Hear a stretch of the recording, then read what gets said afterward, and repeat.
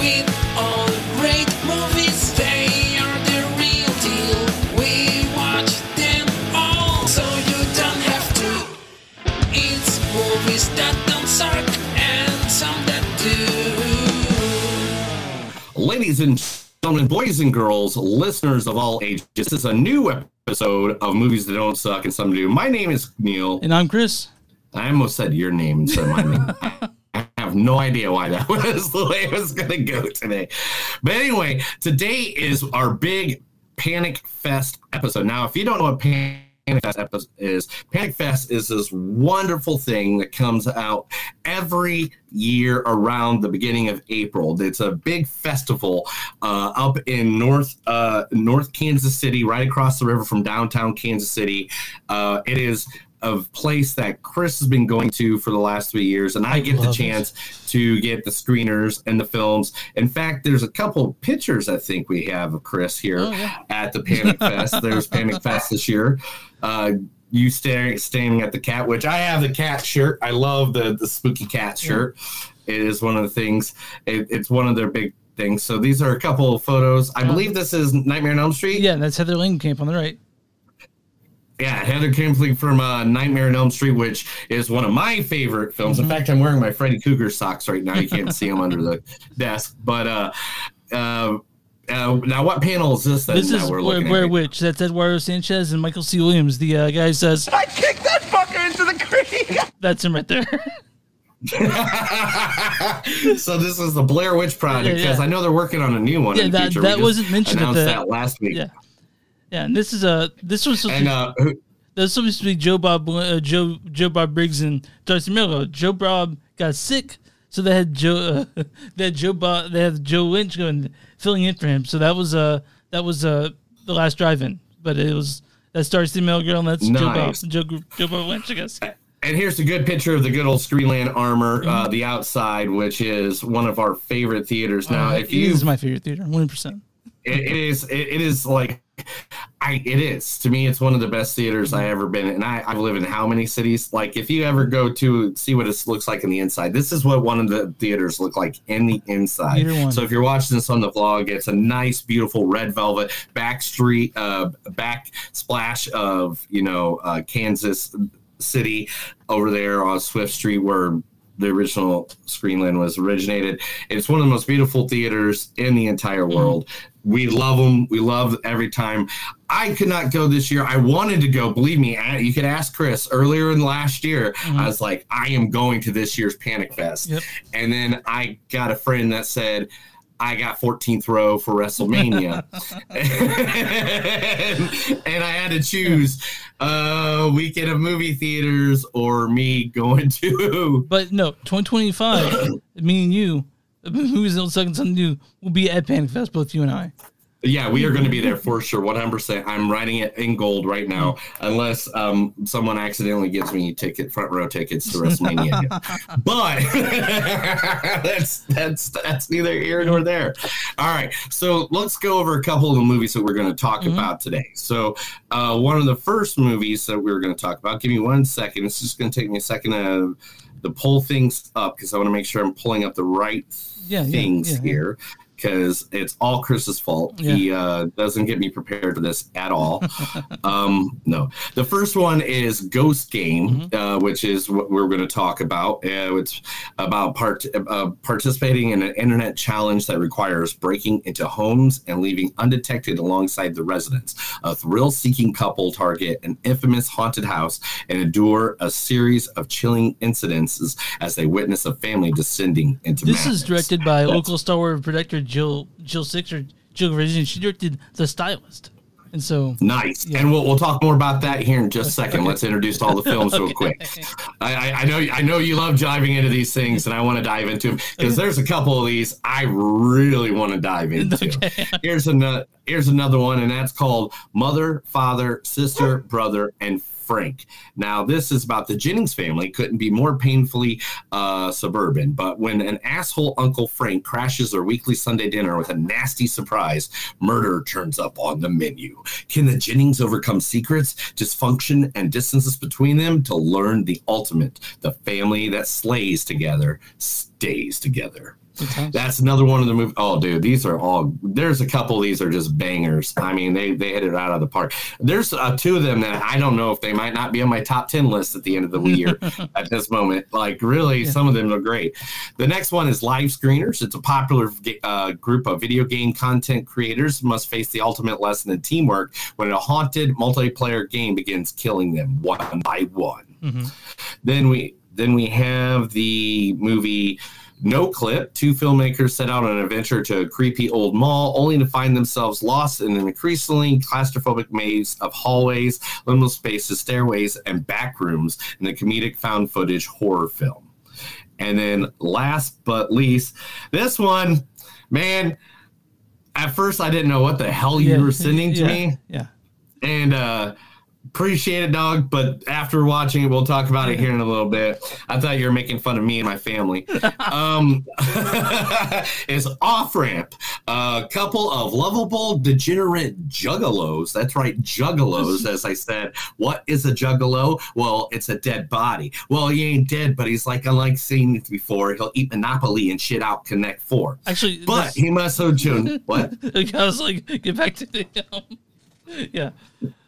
But sojourn through America's hellish underbelly to the gathering of the juggalos, the one place on earth they feel accepted. Now, Chris, you gave me 5 films. 1, 2, 3, 4, 5.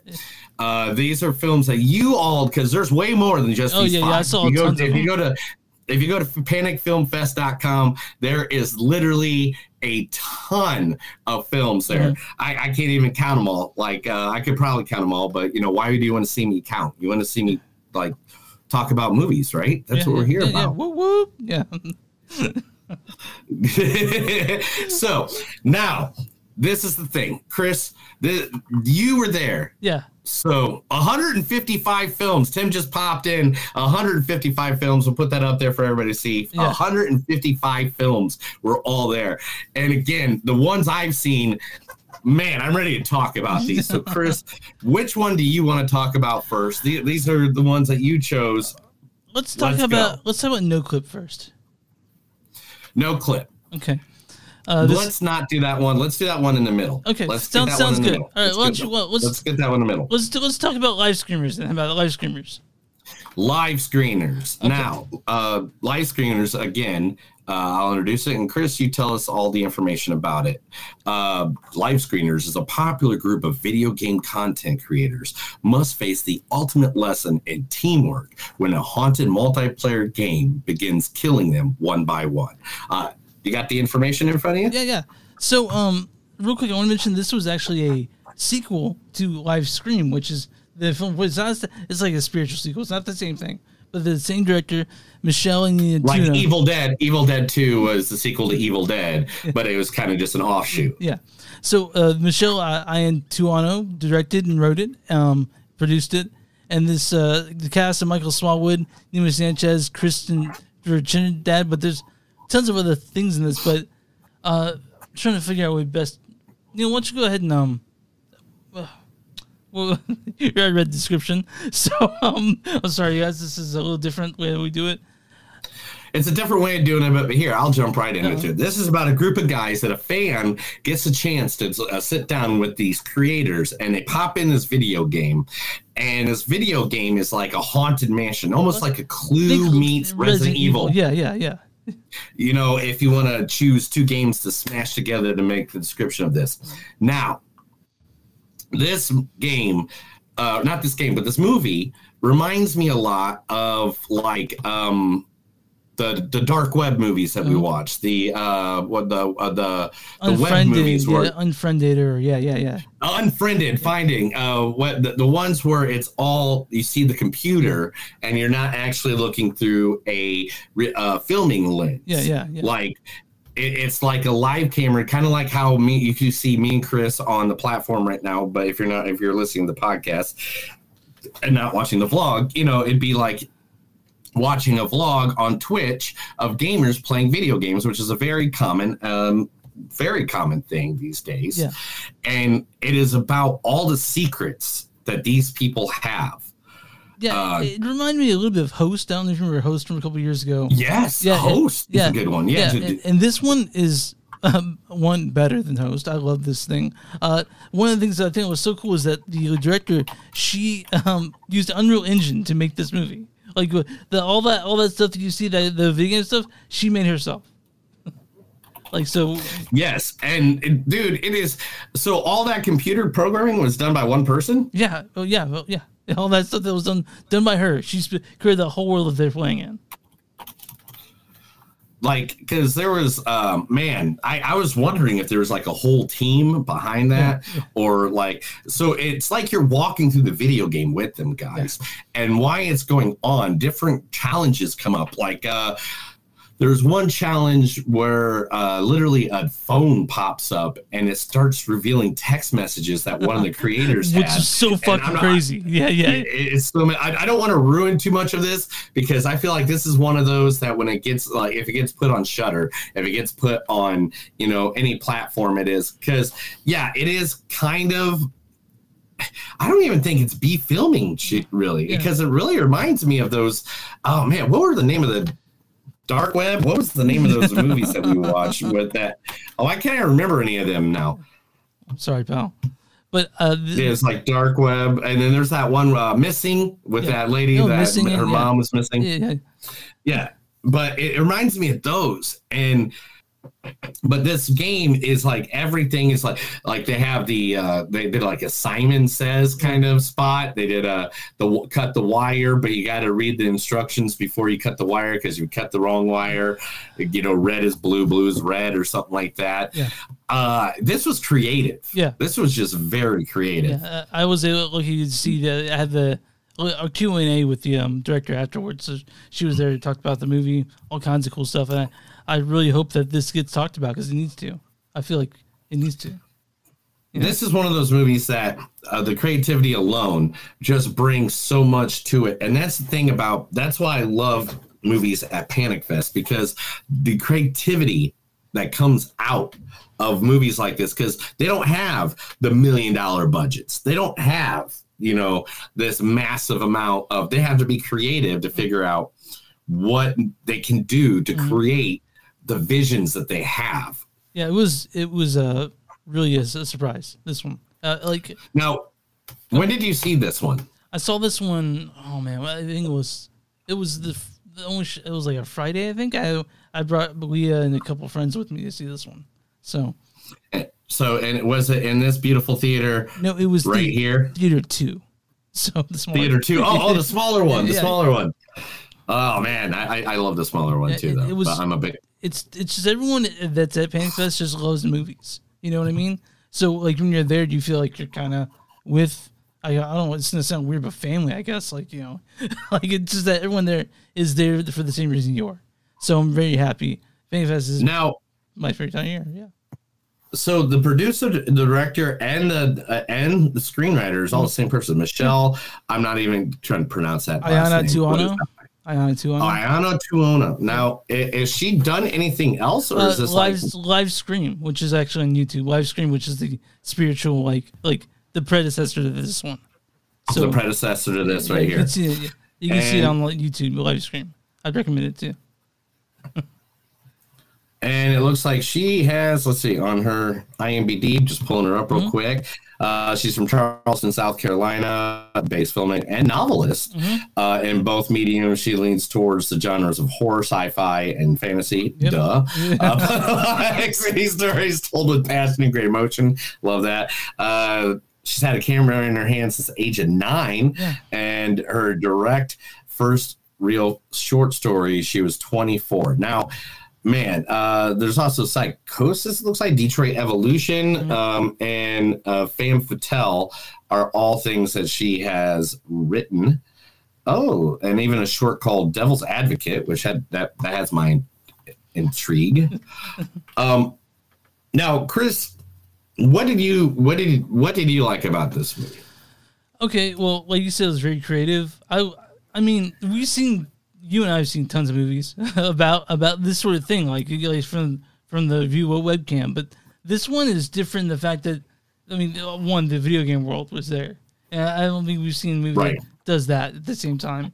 And and it was also, it had shit to say. Which a lot of these movies, they're like, oh yeah, we're talking about technology and the thing. But this one, it had technology, but that wasn't the main like criticism in this one. That was just part of it. Like it's part of the world. And this one actually had shit to say, and it was fucking entertaining, dude. It was really good. Like there is so many scenes in this movie that like I'm just like, okay, nothing's gonna top that scene. That's it. That's the top of the iceberg. Then the next scene comes and you're like, nope.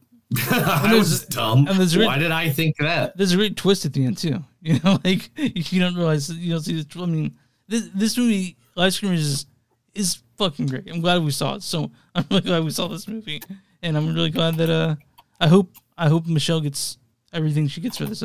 Which is wide distribution, because this seems to me like it could go on Shudder. You know, like it could be on Screenbox. It could be anywhere. You know, it could literally be doing anything all the time, anywhere, and I would be there for it. All right. Do you want to? No, I would have loved to see this in a theater though. Yeah. Like that's my own thing. Like I got to see it all here on the screeners, and yeah, I have a nice size, decent sized television. I'm not going to say it's huge or anything like that, but like I know when to say it's big and when it's not. Ooh. Do you want to? Anyway, Chris, out of 1 out of 5, just like how we do 0 out of 5, how we do every single movie. What would you give this out of a 5? Probably 4.1 out of 5. You know, I'm right there with you. I really thought the creativity of this, I'm going to go higher. I like this one. I really, really like this one. I like the blood and gore. I'm a big gore guy when it comes to a good horror movie like this. And the gore was surprising. It wasn't like, oh, you're going to see a gory film. It was like all of a sudden, here's some gore. and it was like surprising how some of the ideas and steps and different things came about. So I'm going to go 4.2 on this one. I really liked it. I was a big fan of it. The storyline was great. I don't know how you can make an independent movie better. Like if the... Oh, so yeah, the movie's all about independence. And I want to mention that our Rotten Tomatoes has 4 reviews, and they're all fresh on this one. Yeah. And this, seriously, so if you get a chance, again, the movie is called Livescreamers. It is a great movie. Me and Chris both. If you watch any kind of content online, like especially like 2 middle-aged men that review movies, or Twitch, this is definitely the kind of content you'll like. 37 is middle-aged, right? That's a middle-aged 37, right? That's I don't know anymore. I'm 105. I just dye my hair. I dye my hair and hide everything, so nobody knows what my real age is. All right, Chris, moving on. Let's go to the next movie. I say the next one we got to do. Let's do Ghost Game. Ghost Game. This one, Best Director at Panic Fest by Jill Gevargizian. She directed The Stylist. Neil Wunsch, this stars Kia Dorsey, Zane Hyder, Michael. I kicked that fucker into the creek. C. Williams, Emily Bennett. Neil, what's the storyline for Ghost Game? Ghost Game. Ghost Game, participating in an internet challenge that requires breaking into homes and living undetected alongside the residents. A thrill-seeking couple target an infamous haunted house and endure a series of chilling incidents as they witness a family descending into madness. So no, I'm really interested to hear what you thought of this one. Because this was all right, so this is like my worst fear ever. Frogging. Like I remember like seeing like Reddit articles or whatever the heck I don't know if it was Reddit articles or how long ago. Maybe it could have been tabloids where there was a guy living in like the attic of someone's house for like 2 years and they never knew it. They just thought there was like a critter up in the roof until they got like someone to go up there. Yeah. This movie is literally my every fear. Now, what's the best way to say this? I love the idea. Yeah. I love the idea. Yeah. There's one thing I love most in a movie is when it can give me a twist. Yeah. That I didn't see coming.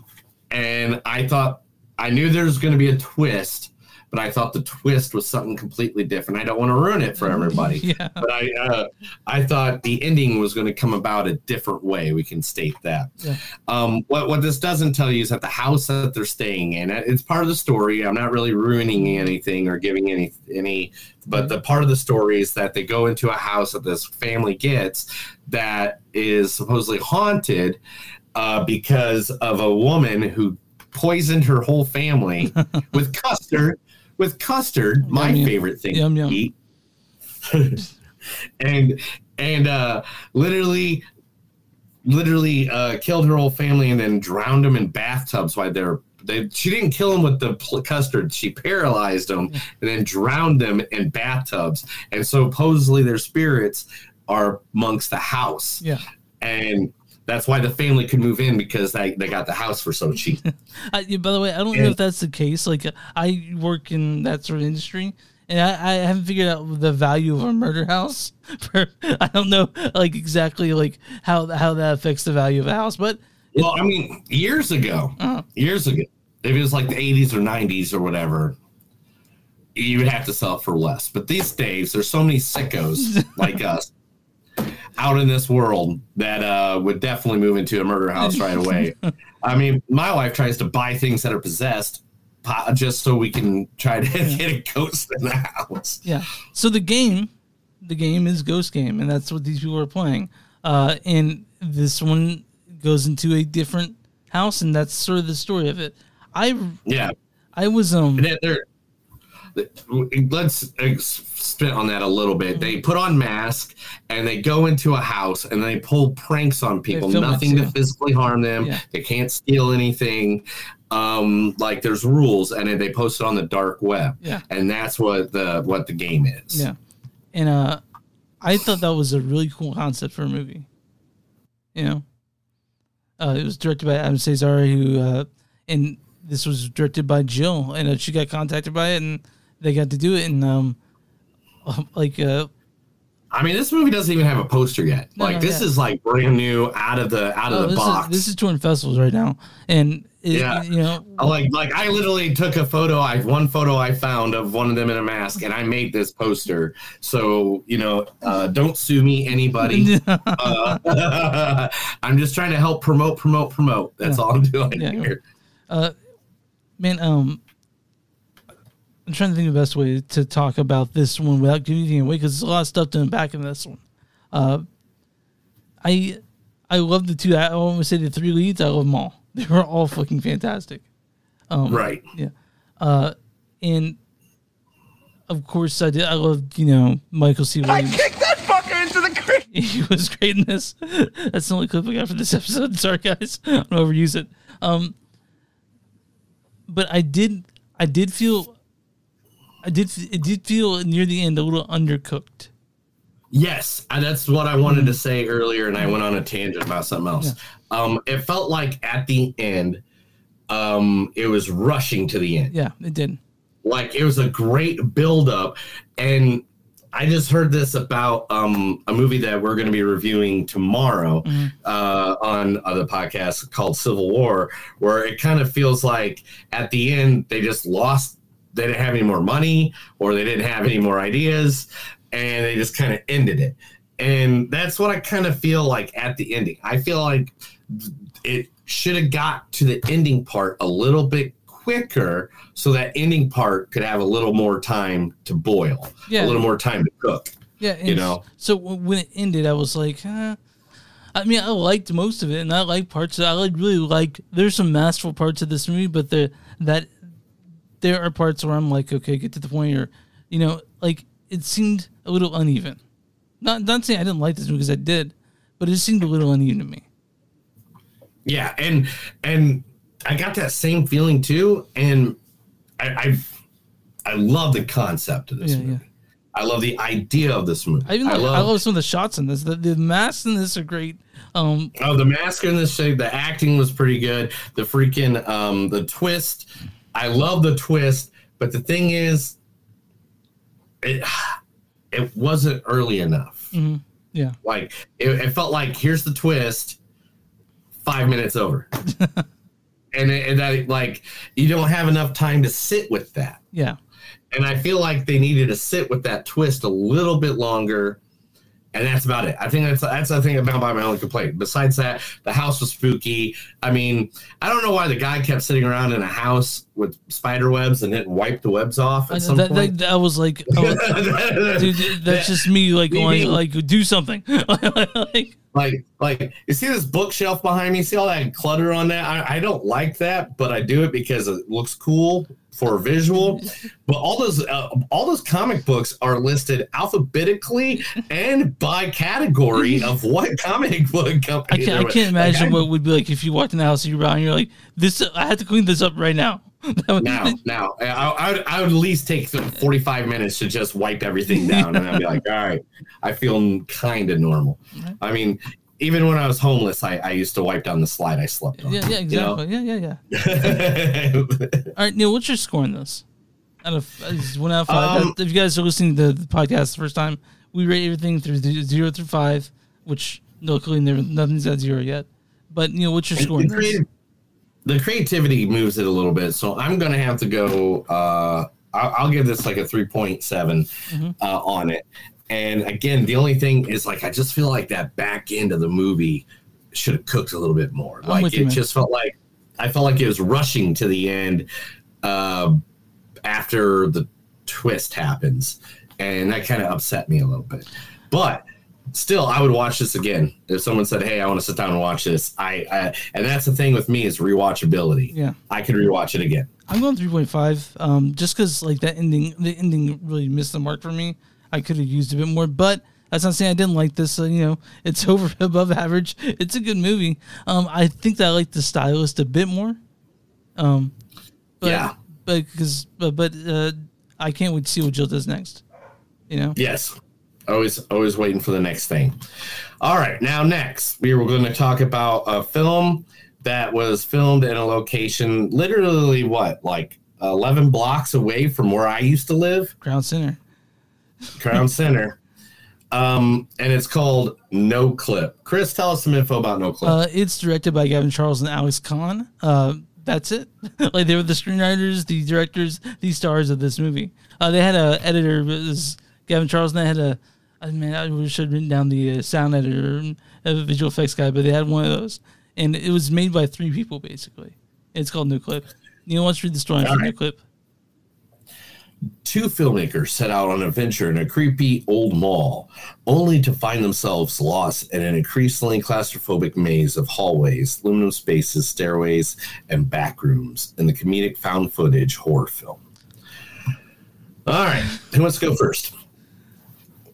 Man, okay, so this is 61 minutes long, and it opens up with these 2 guys. Okay, so it starts out with these 2 guys, Gavin and Alex. They're walking in with they're filming this on your phone, so you can see definitely it's phone footage, and they're walking in, and they obviously just got high, and they're talking a lot about liminal space, walking through Crown Center. They're going through back hallways. They're visiting offices they can't open, and that's the whole movie. That's literally it. All right. This is my whole... I'm going to come at it, man. And Gavin, Alex, hey, man, you can come at me anytime. I'll give you my address. Come on down. I'll let you review anything I ever done in my entire history of man, all right? But I got to just say this straight. What the fuck was this? Literally, all right. I am not a guy that doesn't. I love a good beverage. I love a good smoke. I live in a state where all that is recreational. Well, not recreational, but I got a license, so it doesn't matter. Well, they're in Missouri. They can definitely do it recreationally. But the description of this movie sounds better than what the movie actually is. Mm-hmm. If you actually made it so it looked like it was a horror movie, that you were getting lost. It didn't seem like you guys were getting lost. It just looked like you couldn't open up some doors And then you're like, okay, I can't open that door. And I guess we'll go up the stairs. Like the liminal space that was probably said about 18 times in this movie. I was explaining this is what these spaces were, the transitory spaces and all that sort of thing. And that's fine. But when that's all you're doing in the movie, and I understand that about halfway through the movie, there is some messing with like the, you know, the and I like that. I like that. And I think if they added more of that, or if they made it so they're going down the same hallway over and over and over and over again, but actually talk about what's going on, like it just was silence of people going up and down stairs and then muttering things that I couldn't hear. I could not hear 90% of what was going on. And like, then all of a sudden they're like, there's like this dude gets like soot on his hands from something. Yeah. And that could have been a selling point. That could have been a point, but no, you just go to the bathroom and you wash your hands. Yeah. You could have been like, oh, they don't want us here. Look, they're trying to burn the skin off of us, something like. They just a bunch of two stoners because they were high, obviously. I'm sure they had a great time making this, but I didn't think like. And I'm not a guy that needs a plot in every movie. But I do want something to pay off to if this is what we're doing for the first 45 minutes. You know, like, dude, you could make it. You could have like said like 5 minutes into it. You could have been like, "Oh, somebody died in this, and they found him in a corner staring at the wall." And then at the end, done the corner staring at the wall, and boom, you got a Blair Witch Project. You know what I'm saying? Like it's just a little bit of substance. But you need some substance. But it was them wandering Crown Center for. And I did like the fact that every cut shot he had something different to drink, like water or coffee. But yeah, I didn't. I'm sorry, guys. I didn't get it. To me, it was undercooked. It was nothing. It was a bunch of build up to no payoff. And like I said, I'm not a guy who needs a plot in a movie. I'm fine with that. But this one didn't have the magic. It just didn't seem like it was a complete thought. Yeah, you know, like a lot of times you let the camera roll and there's magic there. There's none of that here. They didn't have that part that brought it together. And I'm sorry, Gavin and Alex. I think they might be listening right now, but I'm sorry, guys. It just didn't do it for me. And I just and we're not going to touch on it any more than that. It was. Thank you guys for giving it a shot. Please, I can't wait to see the next thing you do. Yeah, absolutely. I'll watch anything you guys do, but I'm just saying a little bit of substance more. And if you want to bitch at me, hell, if I owe you a beer next time I'm in Kansas City, I'll buy you a beer and a shot. If you guys see me out, I'll definitely get you guys something to drink if you want. You're never out, so you're like I go out and do stuff. That's like, hey, if you see Elvis coming from the UFO, you know, like that's about the same thing. I'll be milling around your screening lane every now and again. I know. I got so many concerts I got to work this weekend. I got 5 I'm going to next month and a half. So 4 I'm working in just the next 5 days. But anyway, so to give this a rating, you know what? I'm not even going to give this a rating. I'm not going to do it. I'm not going to tear them down. Guys gave it a try. It wasn't something for us. Wish you the best. I want to see what you do next time. It could be for other people. It could be for other people. You know what I mean? Like maybe some people. Yeah, I don't. I mean, because if I give it, it's going to be a very low rating, and I don't want to tear anybody's self-esteem down more than that. So I read some people say that maybe you should be high while watching this. I don't do that. Like guys, I have this sort of stupid rule that I'm not any sort of high or drunk. Anytime he doesn't get high on his own supply, you know, and he's a big dope dealer in Kansas City. I don't know if you know this. He's trying to get me swatted right now. Please raid Chris's house. I'll give you the address. It's 2728. Good luck, man. You want to, but NOCLIP was a good try for some good first time people. But Chris, I think it's time to talk about a movie I've been dying to talk to you about because I really think you chose this one just because of who me and my family is, and that is about the Juggalos, the way to the gathering. Chris, give us a little information on the movie known as Off Ramp. Off Ramp, directed by Nathan Tape. This stars John Oswald, Scott Turner Schofield, Ashley Smith, and Neil, why don't you go ahead and read the story for Off Ramp? A couple of lovable, degenerate juggalos must soaring through America's hellish underbelly to the gathering of the Juggalos, the one place on Earth they feel accepted. Okay, so for full disclosure, guys, I am not a Juggalo, not far from it. In fact, I picked this movie as a kind of antithesis. Wondering, I didn't know what to expect. So I'm not a Juggalo. Like, I kind of hate ICP, right? But after seeing this movie, I respect Juggalos. After seeing this movie, I think I respect him a bit more. What's a Juggalo? A Hulkamaniac. He'll power bomb you motherfucker into thumbtacks. One time he was on an able. He sabooed your mama through a coffee table. Anyway, I am not a Juggalo. I just know these songs because my sister is a Juggalette, and I grew up in northern Indiana, next to the Michigan border, where literally the Juggalos or the ICP started, and that was the song I'm singing is actually from I think their third album, The Great Malenko, the one that was the most popular. And so I know those songs. I know Great Malenko backwards and forwards. I listened to that, and the song "Homies" by them. That's a good song if you ever. But now. Juggalos are not a gang like the FBI says. If you don't believe me, go watch. There's a great documentary about Juggalos. Oh, what was it called? It's on Prime. I'll find it here in a second while you're talking in a moment.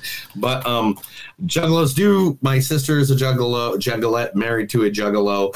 Like they are about family. They are about stuff. That being said, it wouldn't even have to be Juggalos. Yeah, this movie was creative as fuck.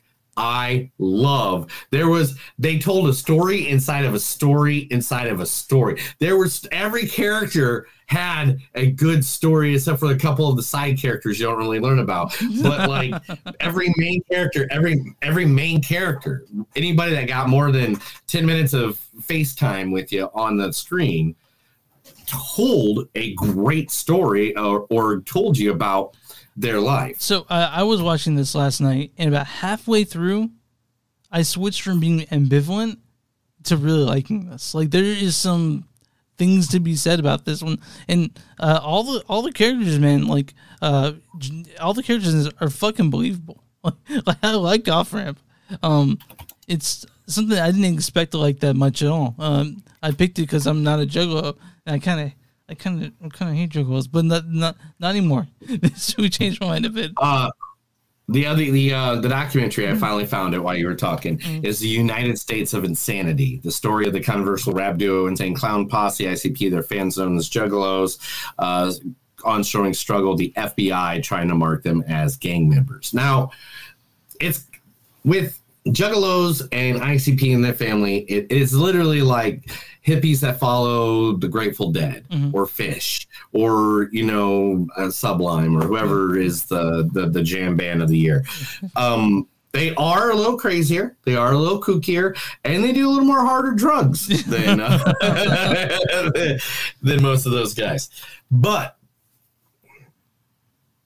this movie here talked about two guys getting in trouble, trying to get each other's back, and then some of the most fucked up things I've seen in a movie. Yeah, I was like, no, don't do it. There's a lot of that going on. Everything from like a guy drinking his sister's breast milk so he could get heal up better. I'm not gonna go more in that. Like there's spots in this movie that I was just like, what the fuck? Right. And parts you're like, oh, like you can tell that the love between the two main characters is so it's real. It's like me and you, pal. Real. It's like me and you, Chris. Yeah. What are you doing? Okay, but anyway, they'll never know where the body is, Chris. Anyway, But great movie. The two main actors played off each other really well. They're so good. The characters were in depth. I don't know if they're really Juggalos or not. I need to look that up. I didn't even do that. I didn't have enough time. If they're watching, I hope they can send email or DM us. Yeah, I think, right? Probably. What's that? They could probably DM us if they're watching this. Let's see if they do. But ooh, I don't know. Okay, but But I want to mention the writer Tim Cairo, and this stars Reed Diamond played Gavin. You Gavin. Jared Bankins played Scarecrow, and and Scott Turner Schofield played Silas, and just the Silas and the Trey character just all together. John Oswald, Scott, they had this chemistry right away. You know, like the chemistry between all those two, and even another character, Eden, played by Ashley Smith. That was palpable. It was there, you know, and that's how you make a movie work, when you have the chemistry between the characters, and they definitely had it.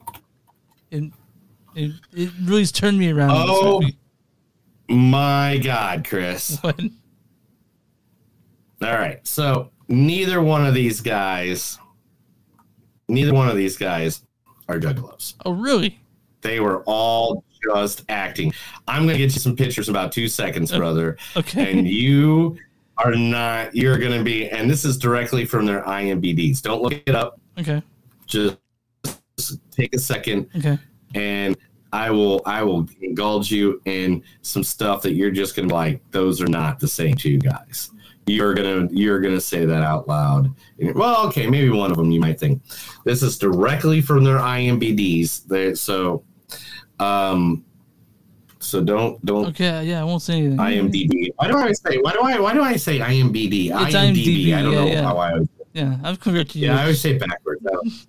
I'm not dyslexic. Yeah, which there's nothing wrong with. Okay, so the leader of this group, here he is. Trey. Yeah.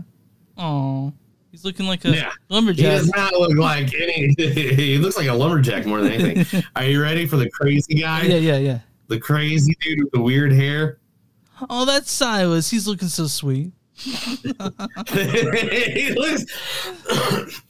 looks like a guy who plays like keyboard in a Creed cover band. Yeah, right. I know. I hope he's not upset by that. I'm sorry if you don't like that man, but I mean that in a good. I'm a lead singer of a Nickelback cover band. There you go. Yeah.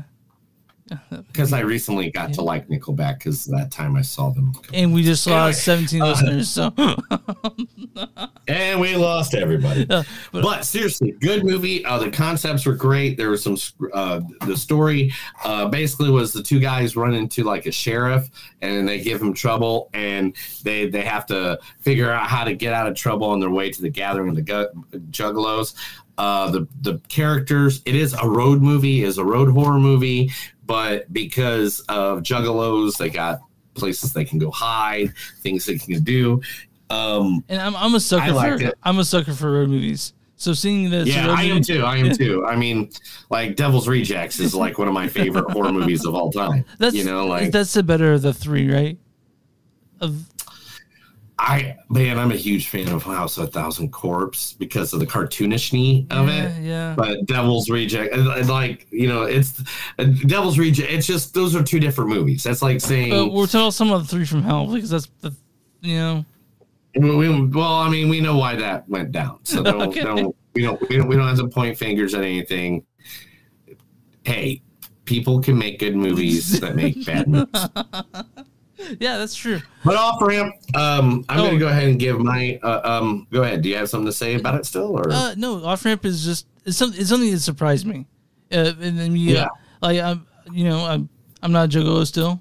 I'm not. You won't find me jamming ICP, even though they kind of blew up on TikTok. They did that song, whoop whoop. But too much for you in the popo. But no. But the other thing too about the movie too. Is that it's kind of a documentary additive to it because it teaches you about the lifestyle of Juggalos. Yeah, and it's not the best lifestyle, but it's a lifestyle nonetheless.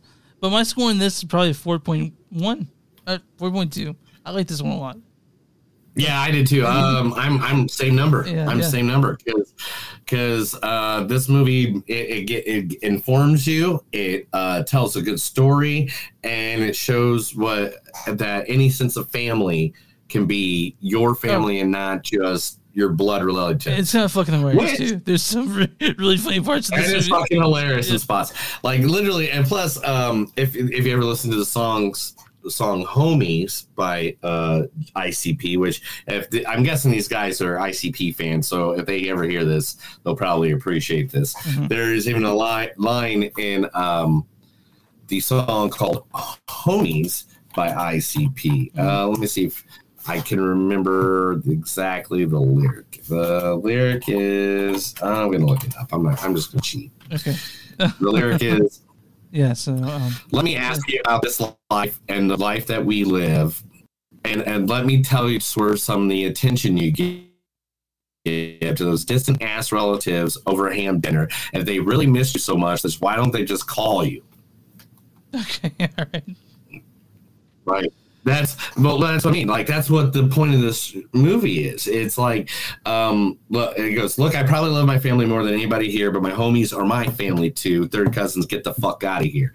Who was you with when you got tattooed? Who you were doing when you were tripping the mushrooms? Who the fuck threw up all over your car and then felt worse than you about the shit in the morning? Like, literally, like, it's like, that's what I feel like this movie was, like retelling of the song "Homies." Yeah. So we both get 4.1, 4.2 for both of us. Now we're gonna talk about Mother. Now, no, wait! You're jumping the gun. You're taking my part of the gig, bro. Sorry. All right, Chris. Yeah. If you noticed, I saved a movie for last. Mm-hmm. And the reason being is, in my opinion, before we even jump into it, this was the best film that you sent me out of all the films. And that, guys, is... Mother, Father, Sister, Brother, Frank. Written and directed by Keaton Douglas. Starring Enrico Colantoni, Mindy Cohn, Melanie Leishman, Ian Stewart, Juan Chiron. Neil, read the story for Mother, Sister, Brother, Frank. Mother, Father, the Sister. Jennings families couldn't be more painfully suburban. But when asshole Uncle Frank crashes their weekly Sunday dinner with a nasty surprise, murder turns on the menu. Can the Jennings overcome secrets, dysfunction, and the distance between them to learn that ultimately the family that slays together stays together? This movie was fucking hilarious. This movie was not only hilarious, but the amount of anxiety you get from watching it. Every second, you think these fuckers are going to get busted for murdering. Now, we're not going to say what, who, when, where, and why, but they all murder somebody. And then it is like a whole movie of like, are they going to get caught? Are they not going to get caught? I mean, it'll be just like a random moment, like a neighbor will randomly knock on the door all of a sudden. And it's like... And they even have, like, people, they have family, they sort of get together and sort of find them, they're dirty laundry. It's nice. It's a fun movie. Yeah, like, the brother and sister, like, air all their dirty laundry to the mom and dad. Mom and dad, Mom and Dad, like, there's a way they do this, and I'm not going to say what their little secret is or anything. I'm not going to ruin any of their little secrets. But Mom and Dad, from the beginning of the movie, obviously has something they want to say. and it's just like, oh, my God, am I watching a movie where, like, Mom and Dad gets divorced? I know. And then, and then they're going to meet, like, the random guy, because you don't know. Yeah. I guess you do know because we said Uncle Frank, but like in the movie, I didn't know it was Uncle Frank. If they should have not said Uncle, they should have just said asshole Frank. They ruined their own movie by giving that description out. But I didn't ruin it. But every twist and turn around this movie was just completely, utterly different, and it was a family fighting together, even though they're fighting against each other and being angry with each other, but they all know that, hey, if we don't help each other, we're definitely not going to. God, I thought the Uncle Frank character was fucking hilarious, by the way. When you show up, I'm like, it's on like Donkey Kong. After like Frank shows up, it's just like one of those movies, like it's like a fucked up Grandpa Rick or something. Freaking morning. But literally, it was one of those movies that it just, man, I don't even know what to say. It was, the acting was fun. Mom, what's her name? Oh yeah, her name is Joy Minnie Cohn. Is the mom's actress name? Minnie Cohn. Yeah, and like there's so many. She was so adorable at first. I thought she was Mom from the '70s show. Yeah. Oh yeah. You know, at first, like she's that adorable. Yeah. She's like, and then Dad's like, wine. Costco had a sale. I want you to count. Okay, man, if you want to have a drinking game for this movie, mother, father, sister, brother, Frank, the drinking game would be, how many times does the dad say he saved money at Costco? I want to mention this. I don't know if Costco is the supporter for this movie, but so this was the actual world premiere was at Panic Fest this year. So congratulations on that. And I mean, it's just I was surprised at how good this was. That's how it was. I walked in sort of knowing nothing about it, and then when it was done, I was like, that was fucking hilarious. I had a really good time watching this movie. There's gore in it. Yeah, you like this gore? You know, you like the gore. You got the gore. You get the fun factor. I mean, nothing like a drunken gay guy to show up on your lawn screaming in the middle of the night of a snowstorm. Like it's like there's so many aspects of this film that just come apart, that came together so well. This was so creative. I'm not dissing the video quality or anything like that, but this is a movie that could easily be a Hollywood blockbuster. Oh yeah. I mean, you'd have to refilm it, and I'm not even saying recast the cast because I like the cast. I'm just saying, it'd have to be the better quality, more money into it, and stuff like that. But I love this movie. This easily could be a cult classic if it was on a DVD that I picked up at Walmart at midnight. I'd watch. It's being shopped around festivals. I do believe these festivals will be jumping on this. I really do. Mother, father, sister, brother, Frank. This is seriously not only is this one of my favorite movies this year at Panic Fest 2024, I think this is one of my favorite Panic Fest movies ever. Like this is like, for some reason, this just hit all my happy spots. And I can't even tell you more than that. I can't even bless the Panic Fest and everything it's done for us. And so Caden Douglas, thanks for this. My score in this, what's your score? I give my score in the last. What's your score in this one? This is why I only said 4.2 on the other one, because this one gets a 4.5. This is really, really good. The only reason is because of the filming quality, and that's just because I have to rate Hollywood movies tomorrow, and I can't give any of those a good score. And, you know what I'm saying? Okay, I don't know what you're saying. I know you're tipping your hand for tomorrow, but we'll see. We'll see. Yeah, but anyway, so this movie was really great. I loved it. Again, if I had this in my collection, 10 people who come over to my house would probably have seen it already.